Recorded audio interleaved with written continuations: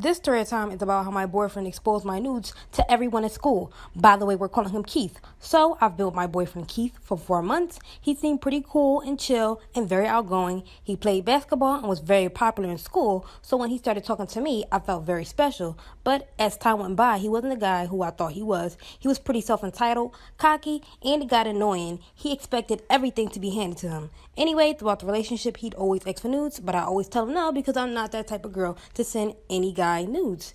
He'd always get mad at me and say couples are supposed to do that type of stuff, but I didn't give in. I'd always take pictures of myself because I liked my body, but I would never send them to anyone.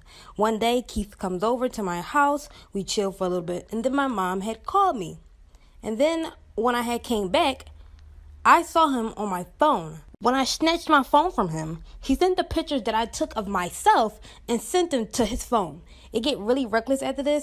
This is part 2 of how my boyfriend exposed my nudes to everyone in school. So after Keith snuck into my phone and sent my nudes to himself, I got mad at him and told him to delete them. He tries to justify why he should keep them, but I say no because they were private. So then he shows me he's deleting them. After that, I kicked him out of my house for invading my privacy. Next day, I get ready for school. I text my boyfriend good morning as usual, but he didn't respond, which I thought was weird. When I get to school, everyone is staring at me. One of the basketball players at my school came up to me and said, "You're wild." I was like, what? When I get to class, one of the girls sitting in front of the class said, "Girl, you're bold." And I'm still confused. When I sat down at my seat and I opened up my phone, I went through Snapchat, watching everyone's stories, and I saw my nudes on one of Keith's friend's story. After this, it gets terrible. This is part 3 of how my boyfriend exposed my nudes to everyone at school. So after I saw that Keith sent my nudes to one of his friends exposed my nudes on Snapchat. I got upset. When lunchtime hit, I came into the lunchroom and everyone was staring at me. One of my best friends came up to me and asked me if I posted my nudes online. And I told her no and explained what Keith probably did. That lunchtime hit and we went around searching for him, but he wasn't there. I didn't know what to do, but my friends tried to convince me to go to the counselor, but I was embarrassed and I didn't want anyone to know about them or for them to tell my parents. I tried texting Keith on why did he do that, why did he send those people my pictures, but he just blocked me. I wasn't even sad about it no more, I just got upset. So I called my older brother about it and I told him what Keith did. And he said he'd be at my school at the end of the day and that he'll handle the whole situation. So school ends and everyone is leaving out. Me and my best friend walk out together to meet up with my brother. When I get outside, all I see is my brother and his friends jumping Keith. It gets crazy after this. Let me know if you guys want a part 4. This is part 4 of how my boyfriend exposed my nudes to everyone in school. Like I said earlier, I was supposed to be meeting up with my brother after school, but I saw him and his friends jumping my boyfriend Keith. Everyone was crowded around him, and you can tell that Keith was getting it bad. His lip was busted, 2 black eyes, hands were bleeding, and his clothes were ripped up, and he had bruises on his legs and arms. And all his friends backed up, and the one who posted the nudes wasn't there.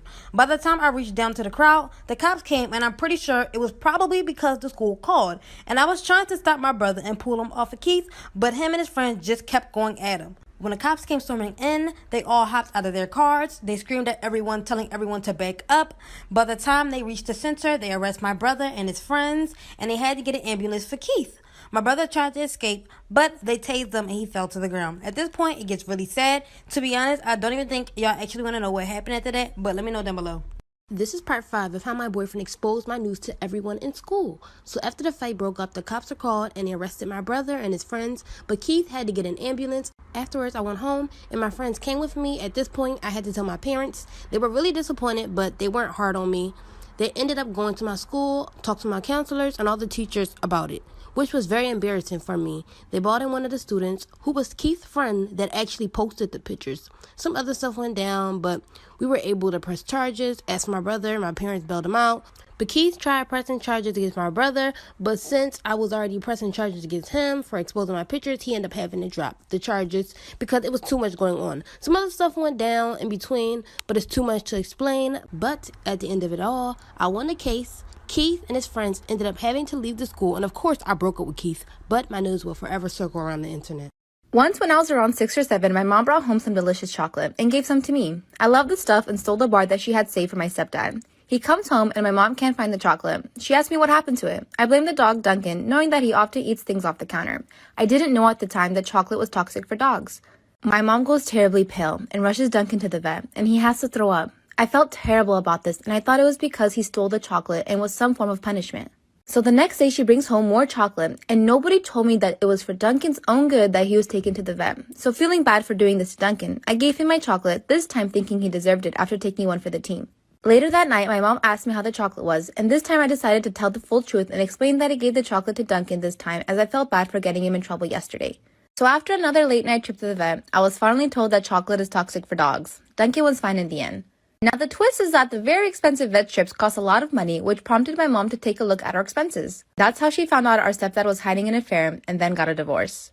Part 2 about how my gym teacher's wife found out that he was having an affair with me. So like I said, his wife was supposed to be gone the whole night because she was at the bar with her friends and they were supposed to get in a hotel. So he invited me over. So we went swimming in his pool, then we did the nasty. Well, a few hours later, him and I were sitting on the couch watching a movie. And his wife kept calling him. But he just kept ignoring it, saying that she was fine and he didn't want to answer the call and ruin our time together. So we go upstairs, lay down to go to sleep. And it's like 4 a.m. at this point. So I shit you not, literally an hour later, I wake up to his wife carefully shaking me to wake me up. And she goes, honey, come downstairs. I don't want to wake him up. He has work tomorrow. And I'm like, what the actual fuck? So I went downstairs and she's like, sit at the table with me. So we're sitting at the table and she's like, I hope that we can keep this quiet. She was like, my husband's done this before. And that she can't have any of her friends knowing or anybody at school because she's a PTA mom. So she offered me money to keep my mouth shut. And then she let me go back upstairs and lay with him. What the fuck? So this one time I had to stay at my grandma's because my dad was on vacation. And I was having a huge box of clothes come in and I was not about to have these hoes stolen, so I had my friend stop by to put them inside. So I called my friend up and I was like, hey, can you tell me when you get to my house and let me know when you put the package in? She's like, I got you, shawty. I was like, bet, girl. So around 10 minutes later, I got a call from her freaking out. She was like, Kayla, is there anybody at your house? I was like, no, my dad's on vacation and I'm at my grandma's. She said, no, Kayla, there is somebody at your house right now. So I start freaking out. I'm like, girl, what do you mean? And she said she saw someone walk across this huge window and then my dad's lights turned on. So I start freaking out. I'm like, what did you see walk across the window? Like, who did it look like? And she said it was just a black, tall figure that walked across that window. And around 5 minutes of being on the phone, freaking out, she said my dad's lights turned off again. Eventually, me and my grandma drove by the house to make sure nobody was there. And of course, nobody was in my house. And it only gets worse. Story time. My date doesn't pay her bill. I get to the restaurant 10 minutes early, and she's already there eating appetizers. Then she goes ahead and orders the most expensive dinner on the menu and tells me that she did it because she knows that I'm paying. Small talk fails, and for 45 minutes she complains about how no one is refilling her wine glass. She mentions how she was told that I make a decent salary multiple times. I try to be civil and change the subject. Awkward conversational topics ensue, nothing even close to first date etiquette follows. 3/4 of the way through, I go to the bathroom and our waiter walks by, asking me if we're doing a reality show or something along those lines, since he has seen this disaster in motion. We talk about how wild this woman is for about 5 minutes, and then I ask him to stop at our table and ask about the bill. I immediately say split checks and give him $80, roughly $40 for my bill and $40 for his tip. The date looked shocked and ended up not being able to pay her bill, so the friend who hooked us up got a call and flipped the rest of her check. Her total came out to be about $75. Was I wrong for this? Or should she have paid? So I had gotten a crush on the quiet kid at school, and I invited him over. And things started to get weird when I cut my knee open and he licked the blood off my knee and said that it tasted good. So anyways, we're in our kitchen and we're just making food. And he's petting my dog, telling me how much he loves my dog. And I turn around for 2 seconds. And I wish to God I can make this up. I turn around and he has a knife to my dog's neck. And I'm like, what the hell are you doing? And he's like, oh, I'm just joking with you, ha ha ha ha. So I grabbed the knife from him and I put it back where it belongs and I'm like, okay, let's go out on my trampoline. Reminder, at this point, it was pitch black outside. So we're jumping on my trampoline when I feel something hit me in the face. So I look at him and then he starts beating me up. And I'm not talking play fighting. This kid is genuinely beating me up. So I'm standing there in shock when he gives me another whack to the face. Story time about the girl who was absolutely obsessed with me in high school. So it was my junior year in high school. And I'm just going to tell you guys the first story of how I knew that she was absolutely obsessed with me and wanted to be me. Well, I had been dating this guy for like a month. And I sent him nudes. Well, my nudes got spread around the school. And everybody knew they were mine until this one girl, and we're going to call her Addie, started saying that they were hers. I guess one of my friends was talking about it in class and they were like, OMG, did you hear that her nudes got leaked? AKA mine. And Addie was sitting at the same table and she said, no, those are my nudes. And at first I thought this girl was just trying to be nice. I was like, oh, well, that's nice of her, you know. Like, maybe she's just trying to say that so that way nobody will bully me, I guess. Well, the one day I texted her about it. And I was like, hey, like, you don't have to do that. It's fine. I'll take responsibility for it. I did it. And she was like, what are you talking about? Those are my nudes. Like for part 2. Part 2 about the girl who was obsessed with me. So like I said, she basically told me that those were her nudes, even though I took the pictures and I knew they were mine. But I was like, okay, whatever, I'm not gonna argue with her. Well, then I get a text from my boyfriend, and he goes, what the fuck, you're so weird, why would you send me somebody else's nudes? And I'm just sitting there like, what the fuck? And I tried to explain to him that I had no fucking clue why this girl was saying they were hers. But then he said that I was weird as fuck and he broke up with me. So like a week later, I see them walking around school together. And my friends tell me that they're now dating. And I really wasn't that mad about it. I was like, okay, maybe that's the only way that she could think of to get a boyfriend. Well, I forgot that my Instagram was logged in on his phone because he had super bad trust issues and wanted to make sure I wasn't cheating on him. So I text him and I'm like, hey, can you take my Instagram off your phone? And I saw that he read my text message, but I got no response. Well, a week later, you guys are never gonna guess what fucking happened, like for part 3. Part 3 about the girl who was obsessed with me. So like I said, I texted him and I got no response back. So I run into him the next day at school. And I'm like, hey, did you get my text? And he's like, text about what? And I was like, taking my Instagram off your phone? And he was like, oh yeah, Addie did it, don't worry. And I didn't think anything of it because, you know, I'm like, oh well, she's done torturing me. Well, I was very wrong. So in my first period, I went to go sit with my group of friends, because all 3 of us had that class together. And when I walk in, I realize that Addie is sitting in my seat. So I pull up a chair to the table, and they were all ignoring me and texting each other right next to me. So I was like, okay, what's wrong? And one of my friends goes, oh, nothing, just the fact that you DM'd Gigi and I's boyfriends, saying that we were whores and that they should date you. By the way, Gigi was my other friend. And after that, this bitch Addie has the nerve to make the comment, that's really fucked up. Why would you do that? So then I beat her ass and lost all my friends. So I'm on my trampoline with this kid I invited over, right? And it is pitch black outside. And I feel something hit me in the face, and I look at him, and he starts beating me up. Not play fighting like, oh, it's so cute, we're flirting. I mean like beating me up like it's a school fight.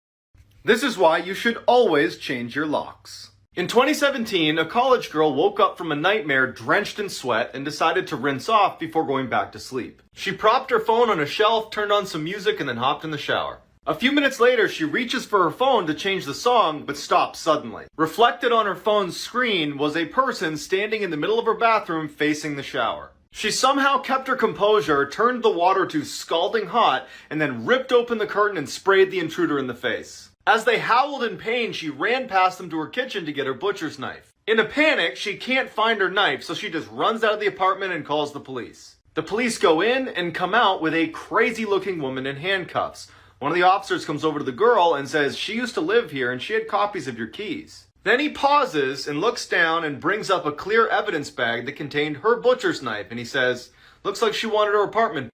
Serial killer facts.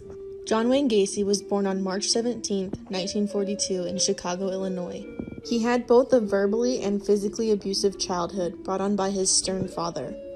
His murder spree lasted for a total of 6 years. Gacy used methods such as stabbing and strangulation to kill over 33 victims. He disposed of the bodies by burying them in the crawl space in his home. Gacy became known as the Killer Clown due to him dressing up as Pogo the Clown at various charity events. His murderous spree ended because he actually ended up confessing to police in 1978 and was convicted and sentenced to death in 1980. The Killer Clown was executed in May of 1994 via lethal injection after eating a final meal of a bucket of Kentucky Fried Chicken, a dozen fried shrimp, French fries, fresh strawberries, and a Diet Coke. Have you ever heard the real backstory of The Little Mermaid? The original Little Mermaid story was written back in 1837 by Hans Christian Andersen. Young teenage Little Mermaid goes to the surface when she becomes of age to see humans. There she sees a prince and falls madly in love.